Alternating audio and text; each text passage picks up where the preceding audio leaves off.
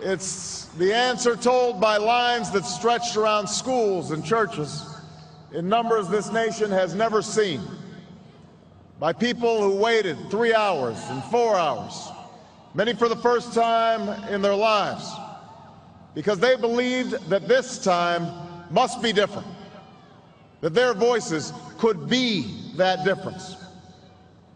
It's the answer spoken by young and old, rich and poor, Democrat and Republican, black, white, Hispanic, Asian, Native American, gay, straight, disabled and not disabled, Americans who sent a message to the world that we have never been just a collection of individuals or a collection of red states and blue states. We are and always will be the United States of America. I, Barack Hussein Obama, do solemnly swear that I will execute President of the the United office of States. President of the United States faithfully and will to the best of my ability, so help me God. Congratulations, Mr. President. All the best wishes.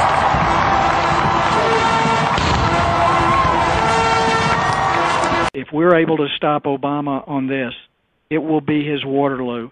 It will break him. That addresses two of America's greatest troubles, the crushing cost and high obstacles to obtaining both quality health care and a quality college education.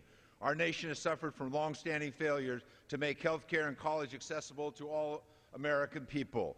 Americans have waited a long time for health insurance reform, nearly 100 years. Today, Congress and President Obama will deliver on a central promise, a dream deferred, and on a crucial demand. Because of this legislation, for the first time in America's history, never again will Americans have to worry about losing their health insurance if they change or lose their job.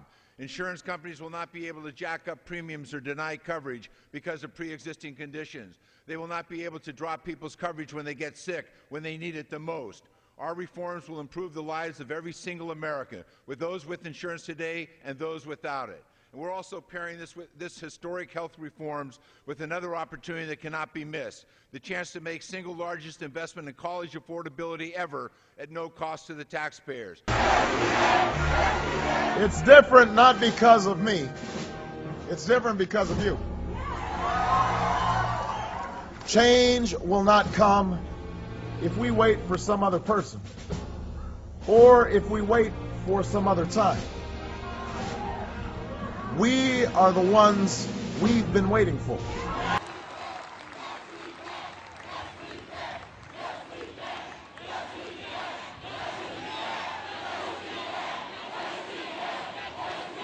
There will be setbacks and false starts. There are many who won't agree with every decision or policy I make as president. And we know the government can't solve every problem.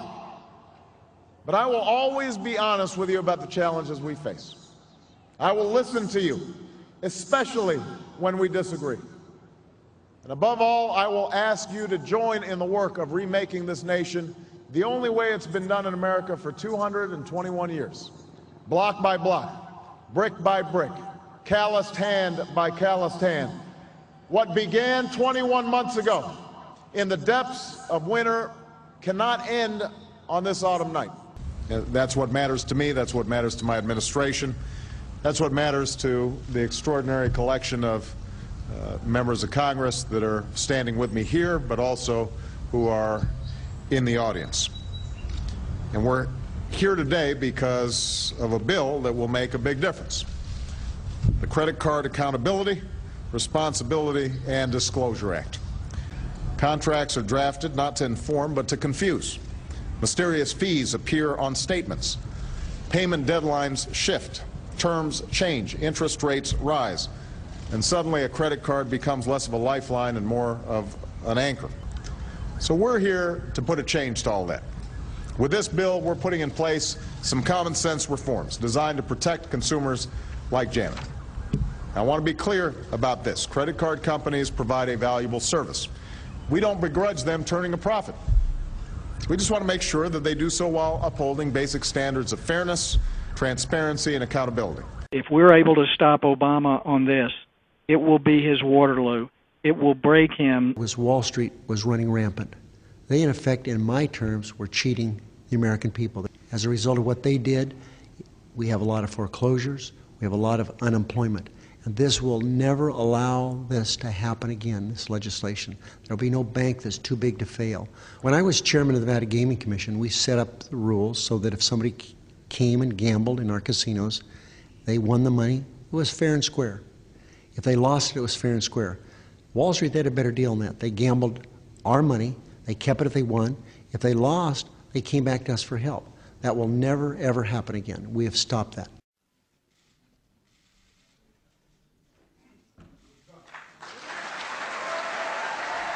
This legislation that is now the law of this land. We are the hope of the father who goes to work before dawn and lies awake with doubt that tells him he cannot give his children the same opportunities that someone gave him. Yes, he can.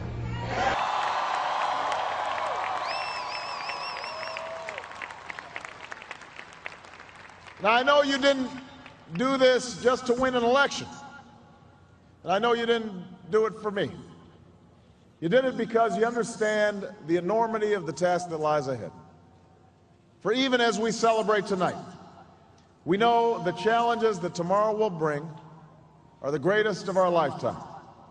2 wars, a planet in peril, the worst financial crisis in a century. Even as we stand here tonight, we know there are brave Americans waking up in the deserts of Iraq and the mountains of Afghanistan to risk their lives for us.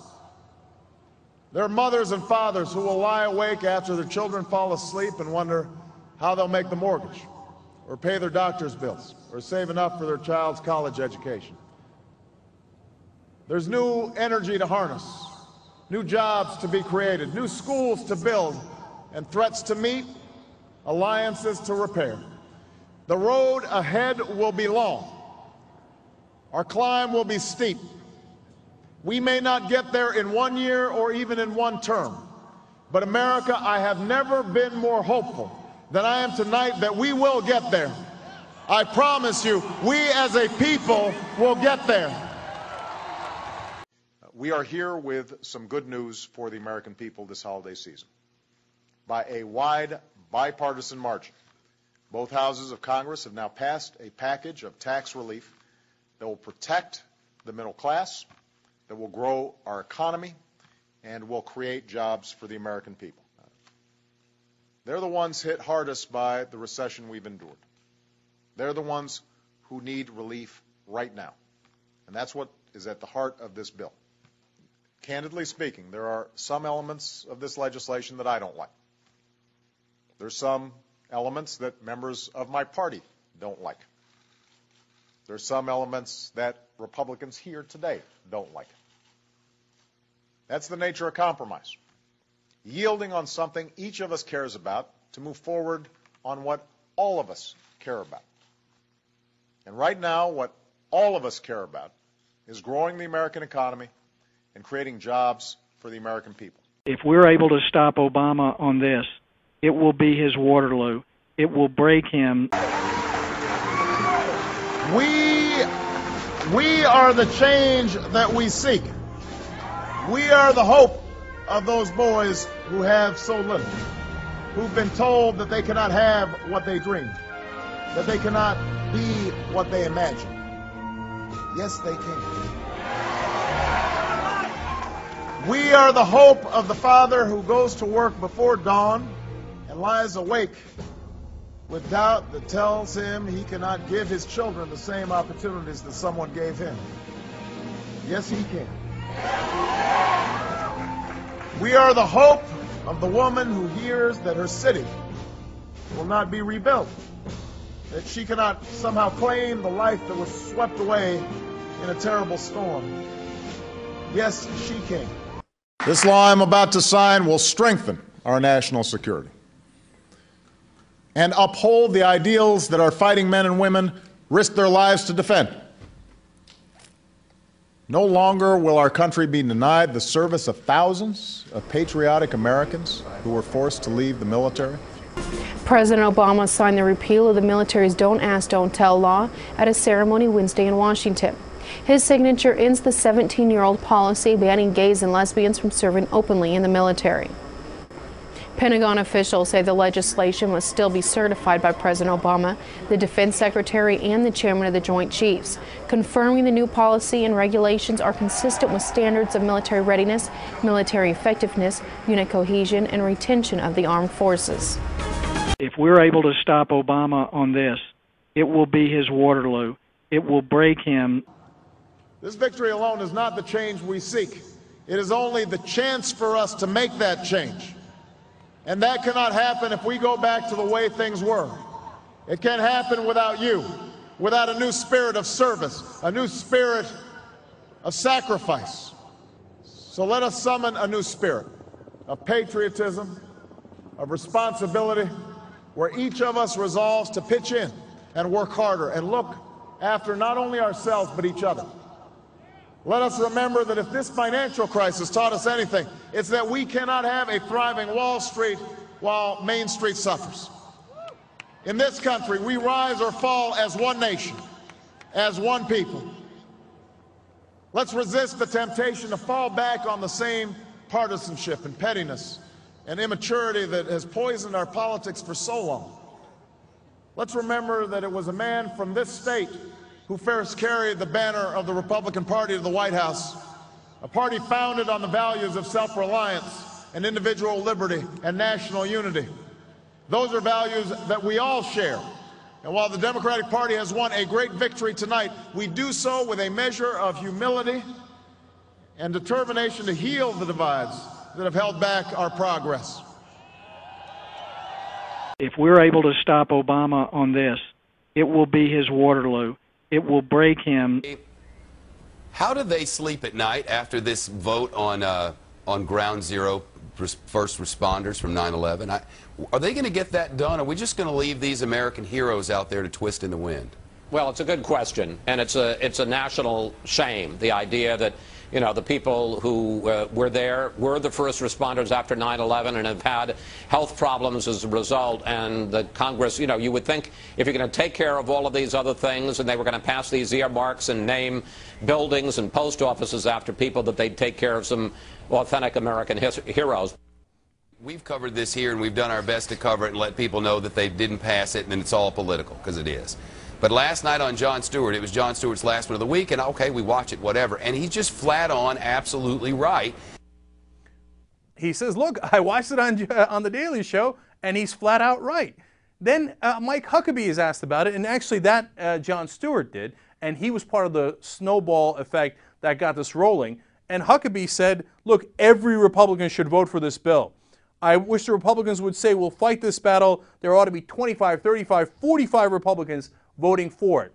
And then Mitt Romney doesn't want to get outdone and goes, oh, well, his guy comes out and says, oh, yeah, I'm for it too. I don't know what these Republican senators are thinking about. Shep is not done yet. He comes back over the top. Look at how strong he comes. Final clip here from him. Who's going to hold these people's feet to the fire when we're able to put a 52-story building down there so far at ground zero?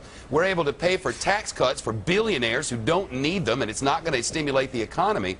But we can't give health care to ground zero first responders who ran right into the fire, went down there to save people. Do people know what this city was like that day? People were walking over bridges. They were covered in ash. They were running for their lives. They were crying. Their family members were dead. And these people ran to ground zero to save people's lives. And we're not going to even give them medicine for the illnesses that they got down there. It's disgusting. It's a national disgrace. It's a shame. And everybody who voted against it should have to stand up and account for himself or herself. Is anybody going to hold them accountable? Well, that's a good question. Well, when asked, they said to the Republican senators, why the hell did you do this? Well, John Thune first says, hey, look, we had to get the tax cuts first because the tax cuts ended on January 1st. That's a more important priority.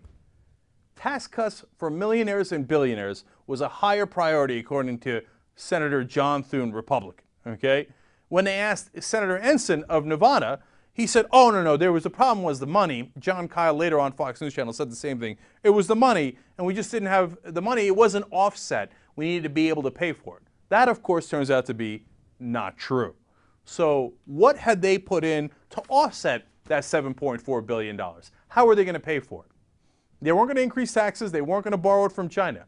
No, the offset was to close tax loopholes for foreign companies. And the Republicans voted no. So in order for foreign companies to keep their tax loopholes, they said those 9/11 responders are not going to get their funding. We don't care how sick they are. I can't begin to tell you how despicable that is. My guess is that they are taking way too much heat on this, and this will pass.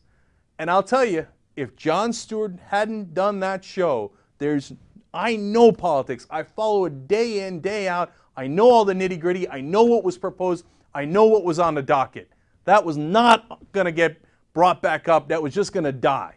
But Jon Stewart single-handedly brought it back and changed it, and now it will pass. If we're able to stop Obama on this, it will be his Waterloo.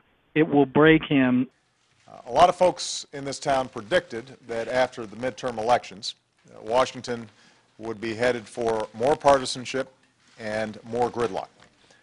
And instead, this has been a season of progress for the American people. Mr. Mr. I am glad that Democrats and Republicans came together to approve my top national security priority for this session of Congress, the New START Treaty. If we're able to stop Obama on this, it will be his Waterloo. It will break him. But above all, I will never forget who this victory truly belongs to. It belongs to you. It belongs to you. I was never the likeliest candidate for this office. We didn't start with much money or many endorsements. Our campaign was not hatched in the halls of Washington. It began in the backyards of Des Moines, in the living rooms of Concord, and the front porches of Charleston. It was built by working men and women who dug into what little savings they had to give $5 and $10 and $20 to the cause. It grew strength from the young people who rejected the myth of their generation's apathy, who left their homes and their families for jobs that offered little pay and less sleep. It drew strength from the not-so-young people who braved the bitter cold and scorching heat to knock on doors of perfect strangers, and from the millions of Americans who volunteered and organized and proved that more than 2 centuries later, a government of the people, by the people, and for the people has not perished from the earth. This is your victory. Yes, we can. Yes, we can.